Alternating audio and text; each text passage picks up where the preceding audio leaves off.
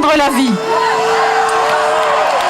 C'est avec une profonde gravité, mais aussi portée par une grande espérance, que je participe avec vous à cette belle marche pour la vie. Comment ne pas souligner d'abord la gravité de l'avortement, d'un avortement légalisé dans notre pays depuis 1975 et aujourd'hui presque banalisé et qu'on voudrait taire. Comme si la question du respect de la vie, qui permet de juger la valeur de toute société, de toute civilisation, pouvait être passée sous silence. Et singulièrement lorsqu'il s'agit du respect de la vie des plus faibles d'entre nous. Aucun silence ne peut prétendre anesthésier notre conscience face au drame de l'avortement. On nous dit qu'il s'agit seulement d'une question de morale privée. Mais la protection de la vie, mes amis, c'est le premier devoir de l'État. C'est la première question politique qui ait été posée aux sociétés humaines. Cela reste un enjeu politique majeur pour notre pays. Oui, chers amis, qui pourrait nous reprocher de témoigner aujourd'hui en faveur de ces millions d'enfants qui n'ont pas vu le jour en France alors qu'ils en avaient le droit parce que leur vie était sacrée?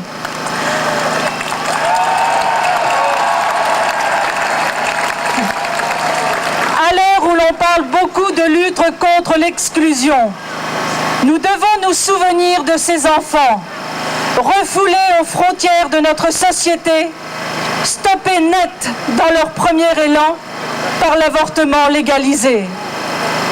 Je voudrais aussi partager la détresse consciente ou inconsciente des femmes qui ont subi l'avortement, des pères, des frères et des sœurs, des grands-parents de notre société tout entière. Nous pouvons les considérer avant tout comme des victimes, victimes du relativisme moral et d'une science sans conscience.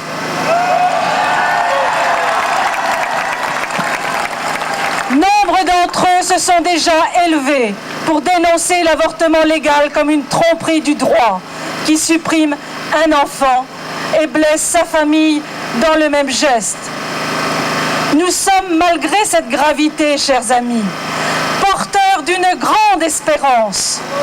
Et je ne dis pas seulement cela à cause de notre grand nombre. Je dis notre espérance parce que nous savons bien qu'au bout du compte, et malgré toutes les péripéties, la vie finira par gagner.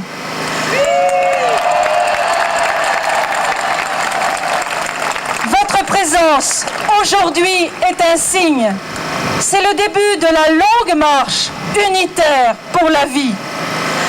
Tant que la flamme que vous portez n'est pas éteinte, tant que s'élèveront vos voix pour dire oui à la vie et pour agir contre la détresse ou l'inconscience qui conduisent à l'avortement, il y aura l'espoir de temps nouveaux. Dans le monde de l'individualisme triomphant, du chacun pour soi, osons parler et agir au nom d'autres parce qu'ils ne peuvent parler en leur propre nom.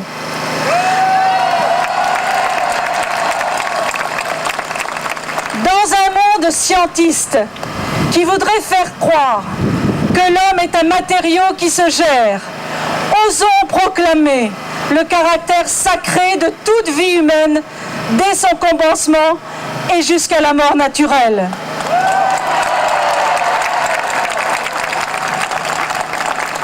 Osons finalement dire que notre humanité se distingue par l'amour et que l'amour est le seul véritable critère de discernement entre le bien et le mal.